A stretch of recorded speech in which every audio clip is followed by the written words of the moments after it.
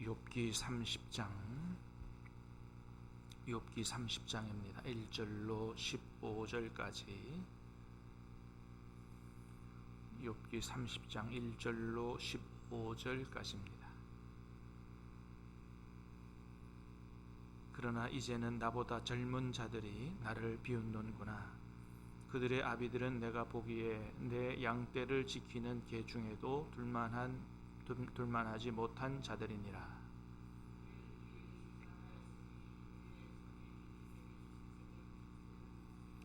그들은 곧 궁핍과 기근으로 인하여 파리하며 캄캄하고 메마른 땅에서 마른 흙을 씹으며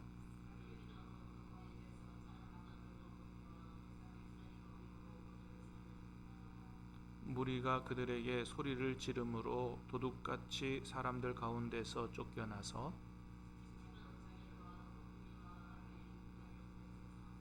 떨기나무 가운데에서 부르짖으며 가시나무 아래에 모여 있느니라.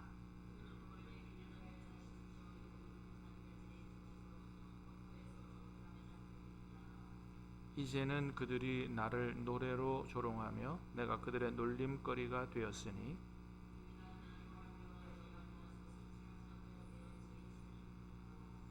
이는 하나님이 내 활시위를 늘어지게 하시고 나를 곤고하게 하심으로 무리가 내 앞에서 굴레를 벗었음이니라.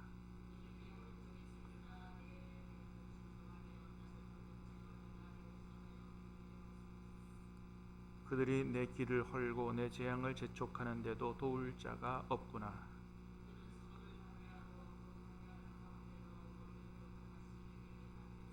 같이 읽습니다.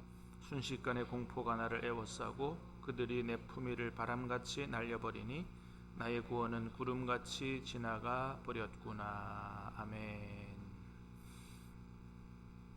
자, 오늘 말씀에서 욥은 어제 본문에서 하나님의 축복 속에서 아주 좋았던 옛 시절을 회상하고 오늘 본문에서는 이제 완전히 반대로 아주 보잘것없는 사람들에게서조차 비웃음을 당하는 자신이 이렇게 아주 비참한 그런 꼴이 됐고 너무너무나 고통스럽다, 이런 욥의 고통을 토로하는 내용을 볼 수가 있습니다.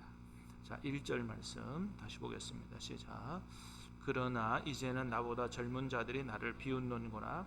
그들의 아비들은 내가 보기에 내 양떼를 지키는 개 중에도 들만하지. 아멘. 그러나 이제는, 자, 예전에는 정말 하나님께로부터 영육의 또 가정의 자녀의 사업의 축복을 받아서 너무너무 좋은 날이 있었는데 하나님의 축복을 가지고 어려운 사람들을 돕고 존경을 받고, 자, 그러나 이제는 나보다 젊은 자들이 나를 비웃는다. 젊은 자들로부터 비웃음을 당하고 그들의 아비들은 내가 보기에도 내 양떼를 지키는 개 중에도 둘만하지 못한 자들. 그러니까 나를 비웃는 젊은 자들의 아버지가 그럴 정도니까 나를 비웃는 사람들이 굉장히 천박한 사람들이다. 굉장히 천박한 사람들로부터도 내가 이렇게 비웃음을 당한다, 그런 거죠. 자, 8절 9절도 보겠습니다. 시작. 그들은 본래 미련한 자의 자식이요 이름 없는 자들의 자식으로서 고토에서 쫓겨난 자들이니라. 이제는 그들이 나를 노래로 조롱하며 내가 그들의 놀림거리가 되었으며. 그들은 미련한 자의 자식이고 이름 없는 자의 자식, 무명의 자식이고 고토에서 쫓겨난 자들이다. 쫓겨날 정도로 아주 뭐라 그럴까요? 보잘것없는 자들이다. 이런 사람들로부터도 내가 조롱을 당하고 있다라고 하는 거죠. 그렇습니다, 여러분. 죄에 물든 사람들은 이런 것이죠. 모든 사람들이 다 이렇지는 않겠지만은 기본적으로 죄에 물든 인간은 이기적이고 또 기회주의적이라서 어떤 것이 옳으냐 이런 편에 서기보다는 어느 쪽이 더 힘이 세냐 이런 쪽에 서는 경향이 많습니다. 그러니까 내가 힘이 있고 뭔가 이렇게 뭔가 줄 수 있고 하는 그런 능력이 있을 때는 사람들이 뭔가 하나 얻어볼까, 도움을 얻어볼까 하고 이렇게 가까이 오지만은 내가 망하고 힘이 없고 도와줄 힘이 없고 그러면 뭐 얻어갈 게 없으면 금방 등을 돌려버리는, 이게 죄에 물든 인간의 평범한 모습이죠.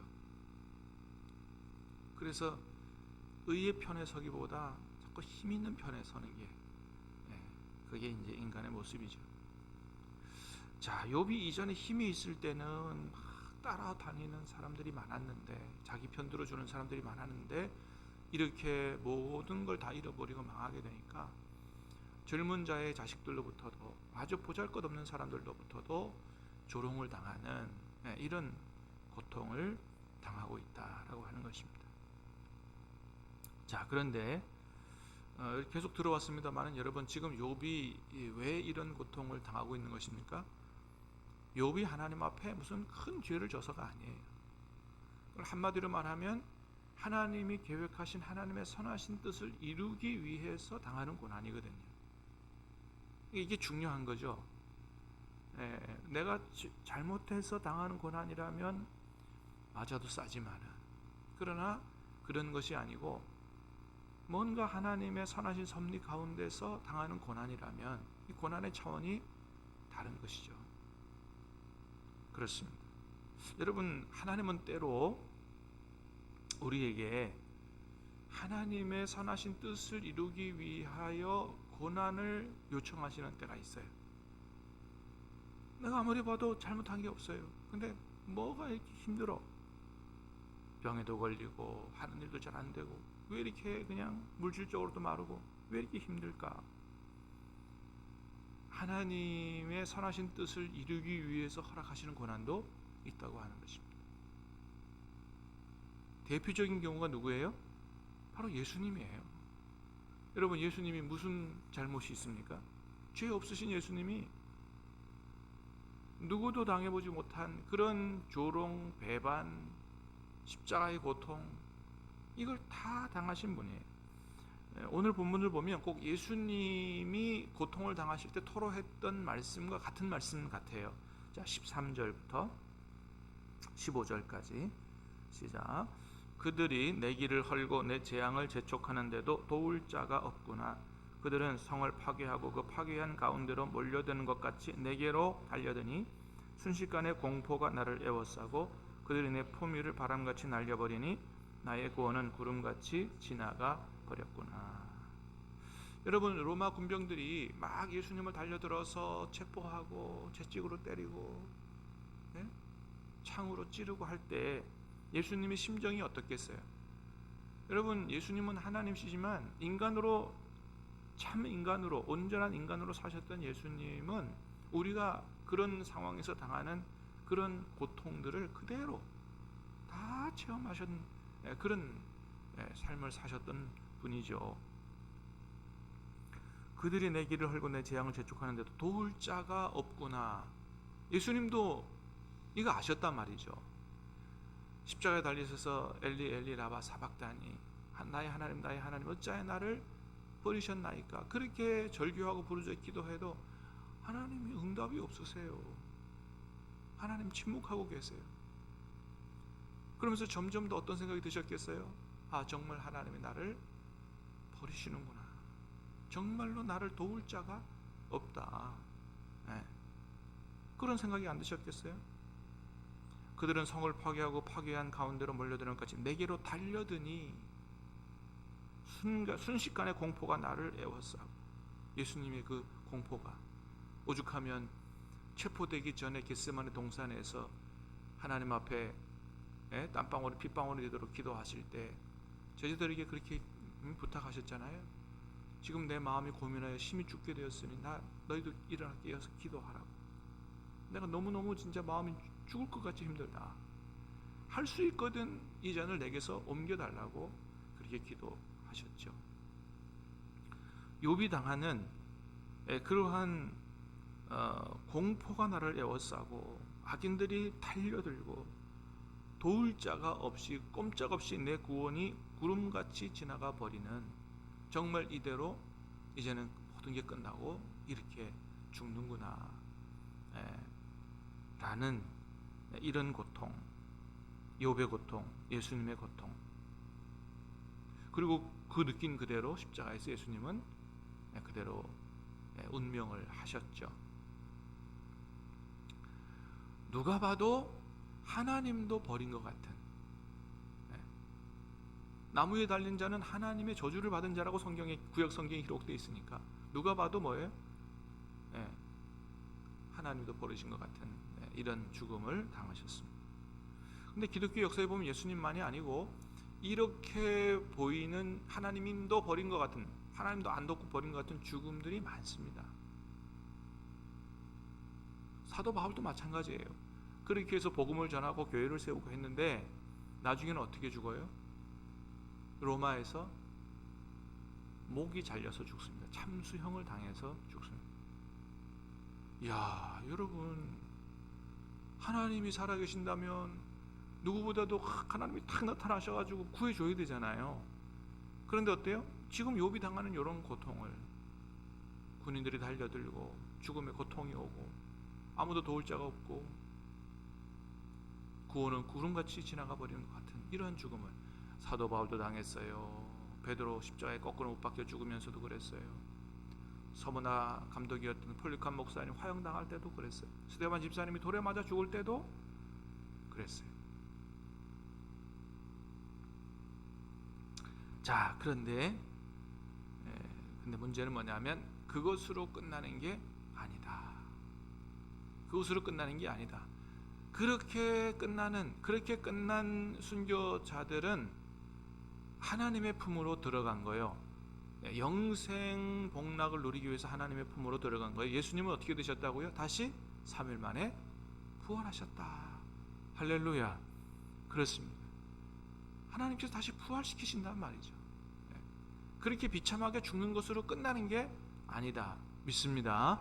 여러분, 저와 여러분들이 이 믿음을 든든히 가질 수 있게 되기를 주님의 이름으로 축복합니다. 어떤 모양으로 죽든지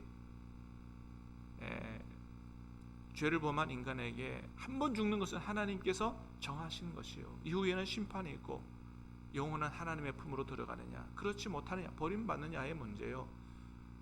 다시 죽었어도 하나님이 다시 우리를 부활시키신다라는 것이죠.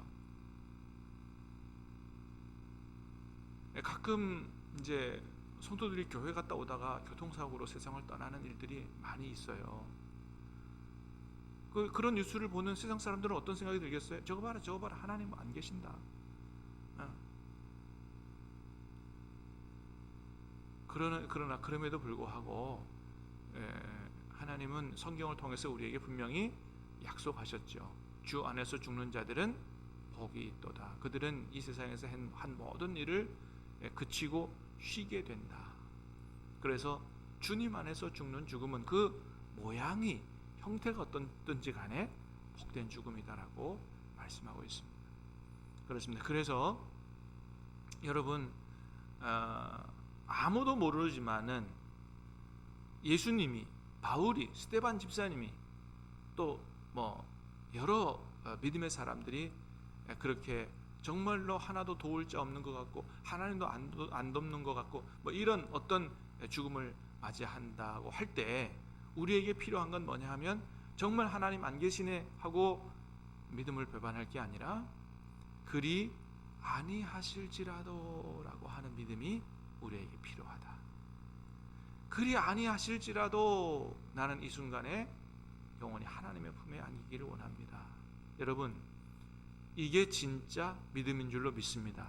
그러니까 진짜 하나님을 경험하여 안다면, 날마다 하나님과 교제하고 동행하고 사귀어 사는 믿음으로 그렇게 살아왔다면, 폴리캅 목사님이 화형당할 때 80년 동안 나와 동행한 나의 친구 되신 예수님을 내가 부인할 수가 없다 라고 하고 화형을 기꺼이 당하고 하나님 품으로 간 것처럼, 그리 아니하실지라도 나를 지금 여기서 구원해 주지 아니하실지라도 나는 주님을 배반할 수가 없다 라고 고백하는 것이 저와 여러분이 가져야 되는 참 믿음인 줄로 믿습니다. 그 죽음이 끝이 아니다.